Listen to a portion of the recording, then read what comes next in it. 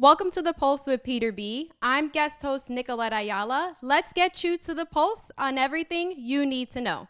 Today's show is brought to you by The Dream Project. You can find out more information on the link at the bottom of your screen. And joining us, we have our Places Insider, Daria DeLucia from at Hoboken Eats. What's up, my girl? D? Hello, I'm How so are happy you? to be doing this show with you again. Me too. Also, me too. love the way you say my last name too. So we are going to talk today about Leo's. Yes, And a Hoboken staple. Yes, yes. And they are actually located at 200 Grand Street in Hoboken. Yep. So I've never been there personally, but I know you're a vet there. So So we're gonna have to change talk. that. We're Yes, gonna have yes. to go 100%. Right now they have, well, not yet. Maybe I'm not even sure what they have for outdoor dining yet, but they had outdoor dining last year, and they Okay. had these beautiful string lights. They got to take over the area across the street from them, so they had even more outdoor area. Okay. So we're gonna make a night of it. Now that the weather's nice, Yes, it's gonna be yes, great, and I'm I'm sure they're doing it excited. again this year. I just don't know if it's set up yet. Yes, yes, yes. I'm excited. Okay, so let's talk about how it is indoors. What, foods do you eat there? Usually when you go there. Their menu is quite extensive. Okay. And just to get into a little bit of the ambiance too, you walk in, it's very old school. Like you feel like you're walking into literally where Sinatra probably went back in the day when he lived in Hoboken. Like it's Love just that. super old school Hoboken vibes.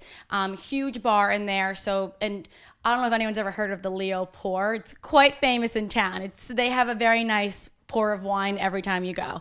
Okay. So it's great for a girls' night out. Okay, I'm excited. But then right now, actually, they do have some of the plastic barriers up in between the tables. Okay. So that's COVID friendly, but they have, like I said, plenty of space, plenty of tables, really cool little indoor bar area and dining room section Right. too. Okay. Yeah. Good to know. So now let's talk food Yes, there. the best part. What have you tried? So I actually just went. I believe you know Krista from Yes, hashtag Food Krista. Pick, and Hannah from Talk Dirty to Your Food. We went. Krista did the Venmo challenge there maybe a week or two ago, Okay. and we got literally everything. Like, Oh my gosh, yes. we got 3 appetizers, 3 meals. Okay. Like we went all out. My personal favorite appetizer is the mussels. Oh my God. It's yes, a must. Yes, It's yes, a must. Yes. It's a must. It's a must. Yes, everyone knows I'm a seafood gal. So that's you're gonna- right up my alley. You're gonna love it. They have white wine mussels, fried diavolo mussels, Yes. the favorite. red sauce mussels, Okay. fantastic. They have burrata, and they have these bar pies, Okay. which are like the most. I always do this, and Peter always usually makes fun of me. They have like these little round.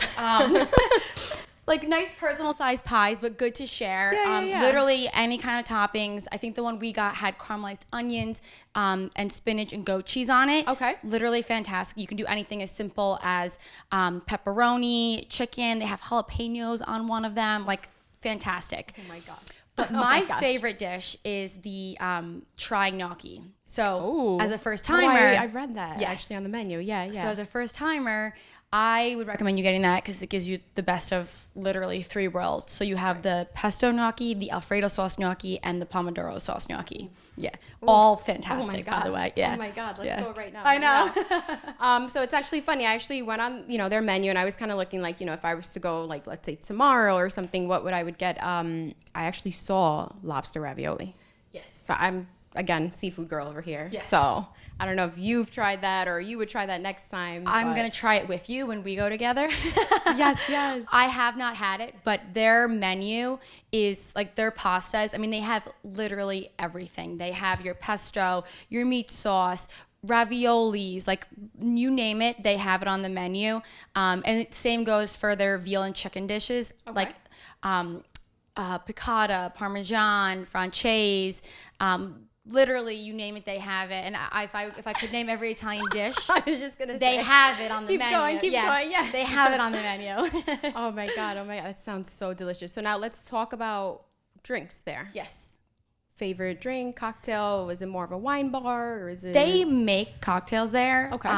But I am a big fan of the Leo's Pour. So I go Okay. there, and when we went, the 3 of us, a couple weeks ago, I think we might have gotten 2 bottles of wine. Okay. And it was just, it's a great time. Red, white, what? Red. Okay. Go to red. Okay. Especially with my Italian, yeah. So I left with a full purple mouth. Right. And it's really fun to be there too, because the staff there are amazing. Like they're so outgoing. They make you feel like you're at home. You feel like you have your grandma. And I've said this about Hoboken other Italian restaurants in Hoboken before, but they really make you feel like your grandma's in the kitchen and your cousins are serving you dinner. Like it's really like family oriented. Style. I was just gonna say family oriented. Yep. You walk in, the first person you see is the bartender, always super welcoming. They have like pictures all over the wall of Sinatra and old school Hoboken. Like it's just, it's a cool vibe. It's great to bring families, date night spot. Girls, guys night out. It's so that's it. Everything. Yeah. Everything. Yeah. Awesome. Okay. So now, as far as food wise, like for me, my concern is I love when the food is super hot. Yes. Super hot. Yes. So I don't know if you've, good experience with that. Yeah, they're amazing with that. It comes out like fantastic every time. Presentation on point too. One of the last times I was there, we got the pork chop, and it's such a. It was the most. We literally ordered it because we saw it walk by, and it like for someone else's table, and it's this massive pork chop, literally sitting upright with a tower of onion rings, and I think it was like some sautéed peppers that came with it too. And like to me, putting that effort in and not just serving you like the food and just eat it. That's it. Beautiful presentation makes it art. And like us talking about food, we obviously love art, love food, love the art of food. So to see like the beautiful picture, the try gnocchi, like it's pleasing on the eye and on the palate. That's so good. I'm honestly excited to try that. Yeah. So definitely have to make a date out of that. Definitely have to just go in there with empty bellies and eat all of the things. Go in, Yes. So I'm glad we were able to do this. I know, me too. And again, I will definitely recommend you go multiple times because you're gonna want to try. Oh, absolutely. Literally everything I feel like on the menu. there's no way I'm only gonna be able to try one thing when I'm there. So whoever I go with, you and I or whoever, I'm just gonna be. We'll get a big group of us. We're just gonna be here for a couple hours. I'm gonna try this, and this. So so it's definitely good. All right, Daria, it was good talking with you. Can't wait to do this again soon. Me too. All right, folks, we'll be right back.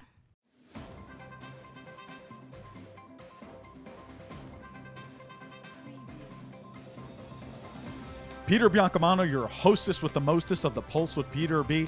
Folks, don't forget to go on our Facebook and our Instagram pages by searching The Pulse with Peter B. and like and follow us on each of those platforms. We're constantly updating those pages with previews of each week's segments and cool stories. Also, if you have any questions, feel free to reach out to our email address at thepulsewithpeterb@gmail.com.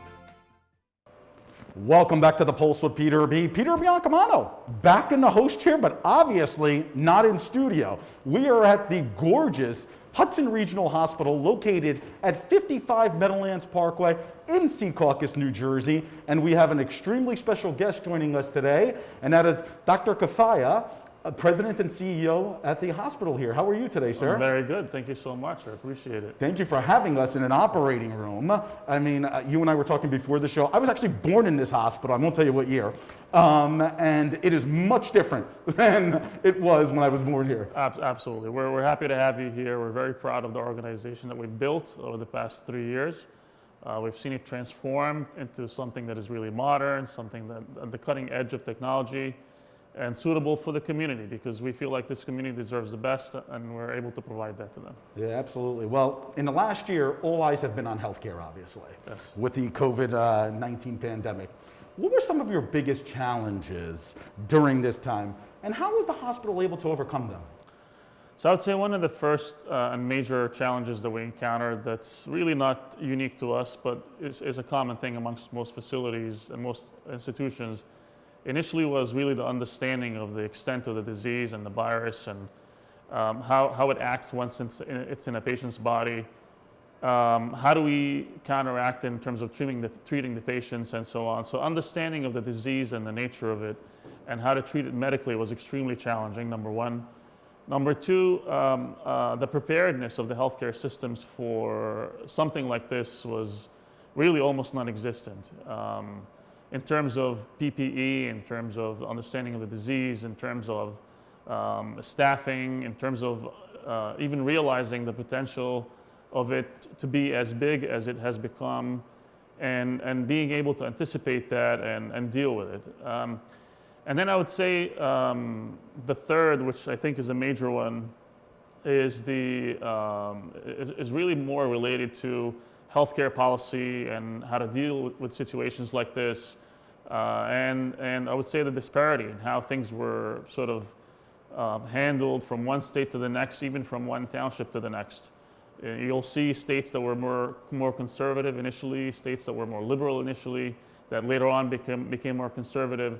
And I believe that a better understanding of how we deal with things from a healthcare policy perspective as a nation is extremely important, because I think it would have limited the spread of the disease early on. And unfortunately, that wasn't the case. Interesting. Well, Doctor, as you know, there's a vaccine frenzy going on in this country, Yes. in this county, all over the place. Yes. What can you tell the audience for those who are desperately trying to get vaccinated? I mean, does the problem stem more than what the federal and state governments and county governments are providing vaccination centers?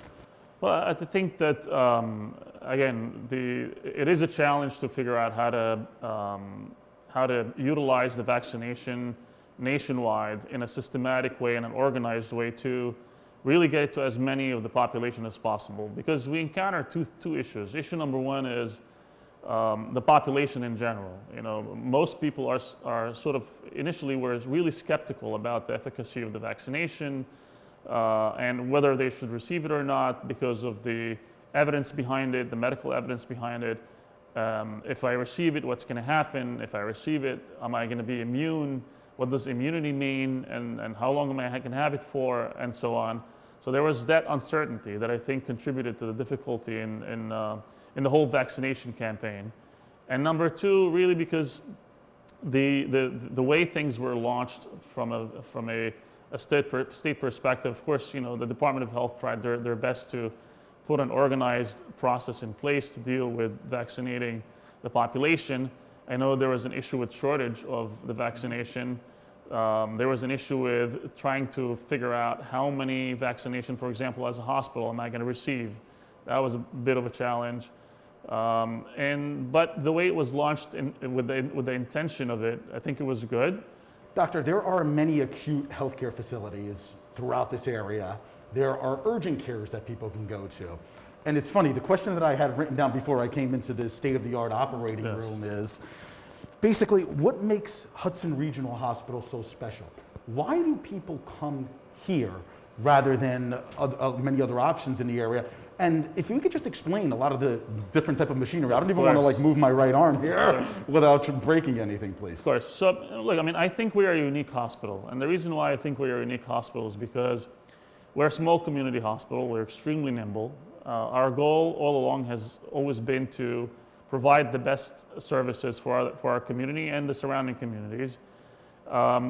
Because of how nimble we were, initially when the whole pandemic started, we started probably the first drive-through testing center as a hospital, at least in our county, but I know also in surrounding counties.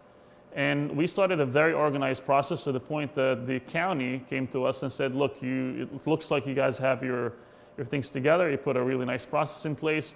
We would like to designate your hospital as the testing center for Hudson County. The process that we put in place was so organized that we really didn't deal with any of the issues that other testing centers had, where you had miles long of cars waiting to be tested. When you came to our hospital, you got tested within minutes. Result reporting was also seamless and so on. And later on, once we opened up the testing to all the patients, we also started administering the flu vaccine.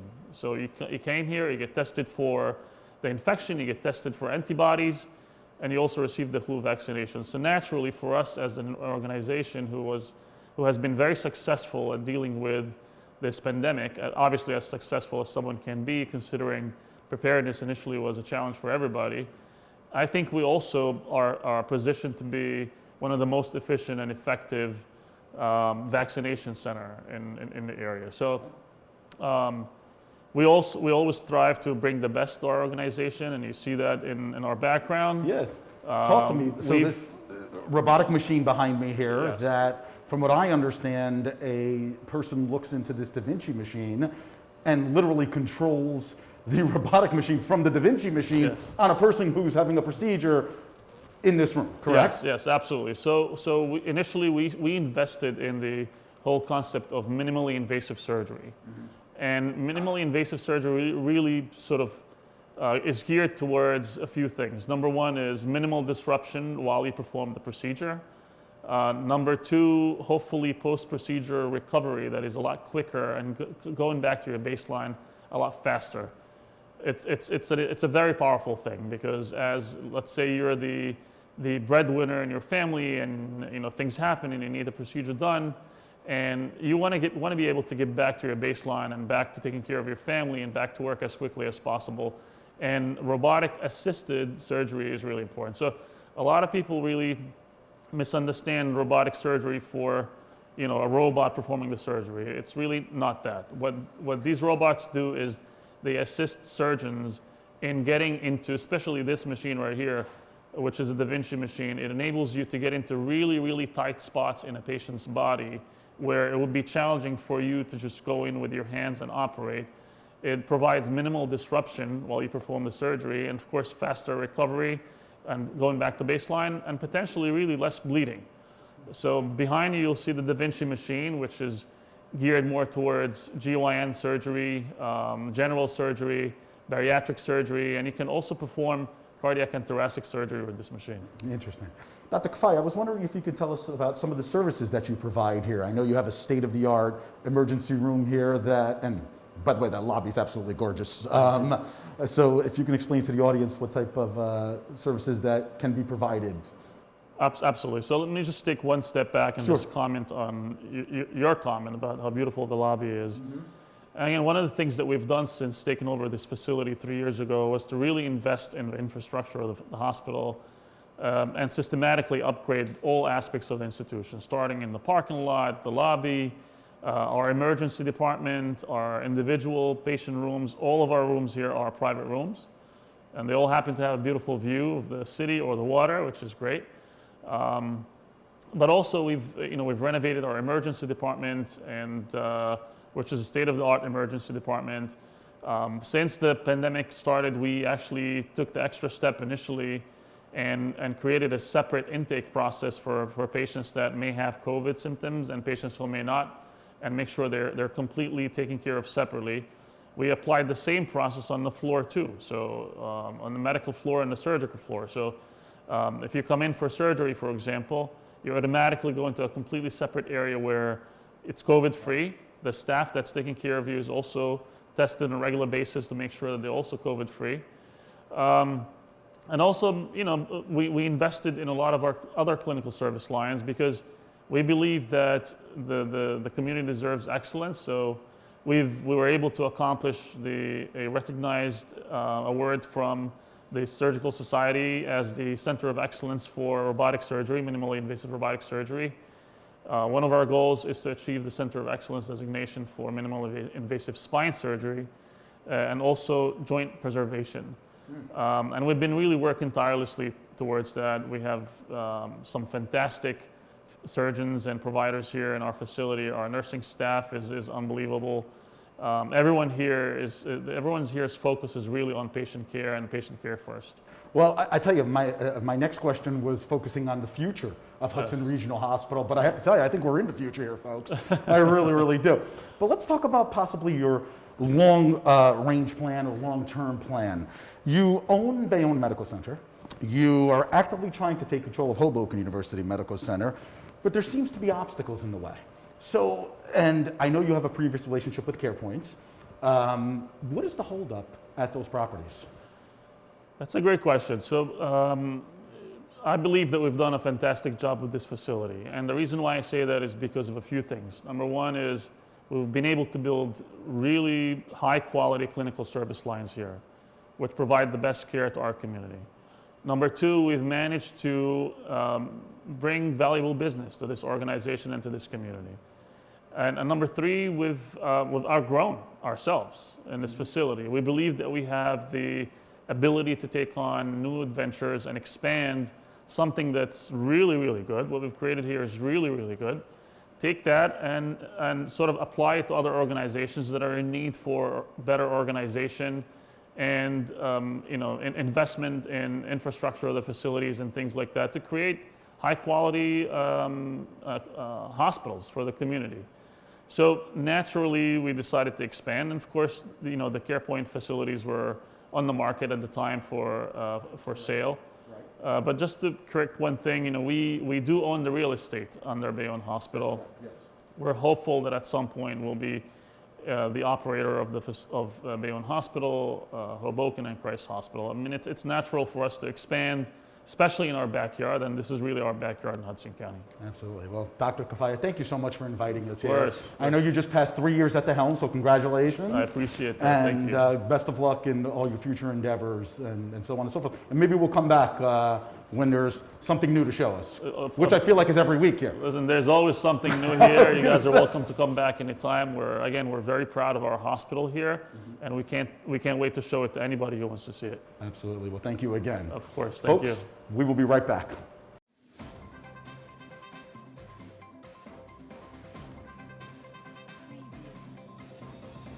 Peter Biancamano back with you. Don't forget to watch us on cable access every Sunday and Monday at 9 a.m. Optimum Channel 18, Files Channel 46, and Comcast Channel 190. Also on Sunday mornings at 9:30 a.m., you can watch our show on our YouTube channel, and you can also binge watch all of our old shows. Who doesn't want to keep watching The Pulse with Peter B? We'll see you there. Welcome back to The Pulse with Peter B, and I am back in studio. I've taken the scrubs off, and speaking of scrubs, the gentleman to my right really doesn't scrub much with soap, but that's okay, and that is our normal political analyst, Josh Sotomayor Einstein. How you doing, Josh? Do you see the abuse that I take here? Do you see it? Anyway, Josh, I hope you're well. I really do. So, Josh, we normally cover a political topic and so on and so forth on the show, but today we're going to do something a little different. As you've mentioned several times, that's been in the credits here, you are a GOP state committee man, and we actually have county committee elections coming up for the Republican Party coming up this June. So I was wondering if you could first explain to the audience what a committee person, Republican or Democrat, actually is, and somebody that might be interested when the deadline is to apply. No problem. So county committee, for whichever of the two major parties it's for, exists across the country in every single county in the United States. And I really only care about the Republican Party, but it's much the same for the Democrats as well, where the people that are on the county committee are elected members of that party from their voting districts. So the little 3-block radius in an urban area voting district, for example, that I'm in, which I believe is 6th Ward, 7th District, that's the voting district that votes for 2 members of the Republican Party to be on the county committee. So across the county, every little voting district votes for 2 county committee members, a man and a woman. In your party, since they don't believe in the difference between a man and a woman, maybe they do 2 men, 2 women. Who knows? Everything's wild over there. It is the correct party he's talking about. Incorrect party. The right party is the Republican Party. That's why it's called right, because it's correct.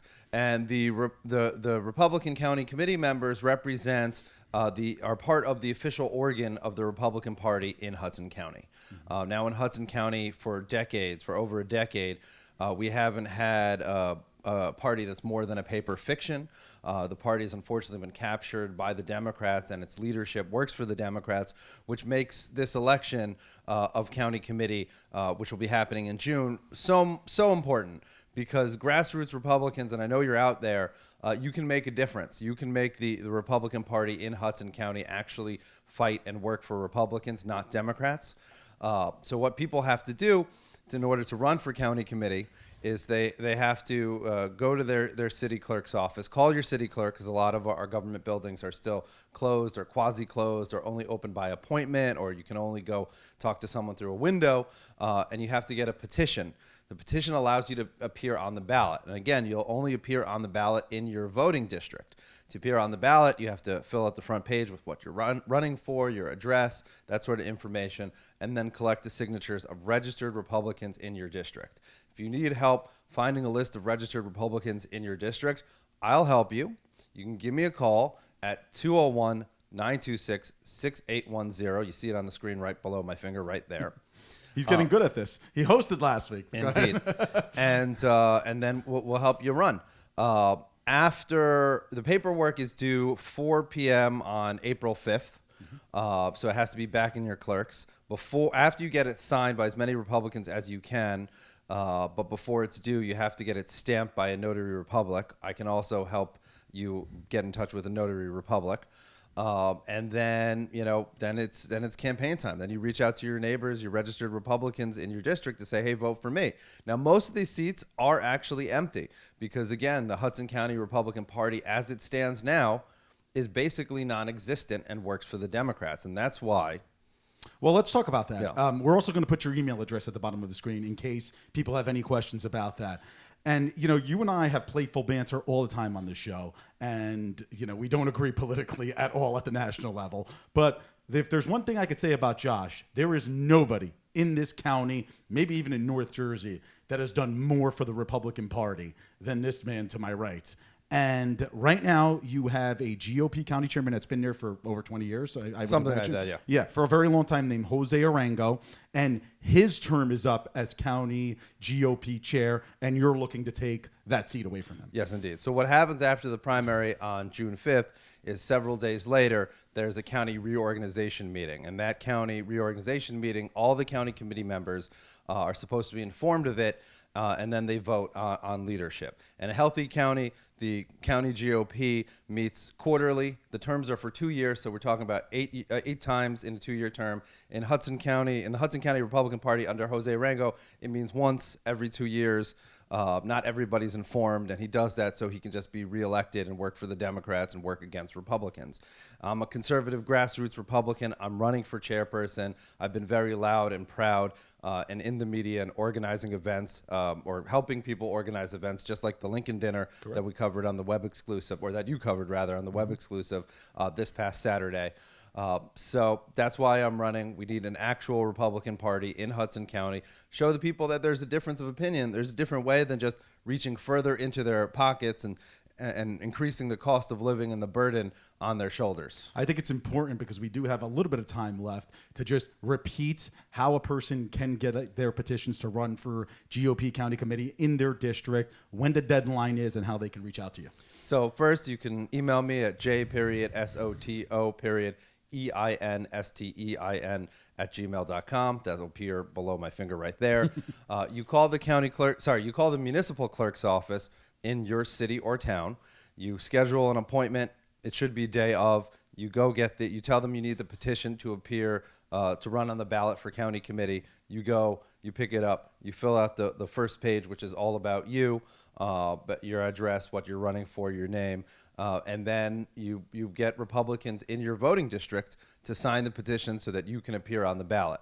After you collected as many as you can, you get it stamped by a notary public, and you have to hand it in. It's due before April 5th at 4 p.m. Correct. Well, Josh, best of luck going forward. I'm sure we'll be covering your county GOP chairman race, much more coming up in the future. But for all you Republicans watching at home that want to make a difference in their community, why not run for committee? You're probably going to win because it's probably a vacant seat. So thanks so much again for joining us. And don't worry, he'll be back with issues from his political analyst gig next week. Although he has more issues than I do. Exactly. Good one.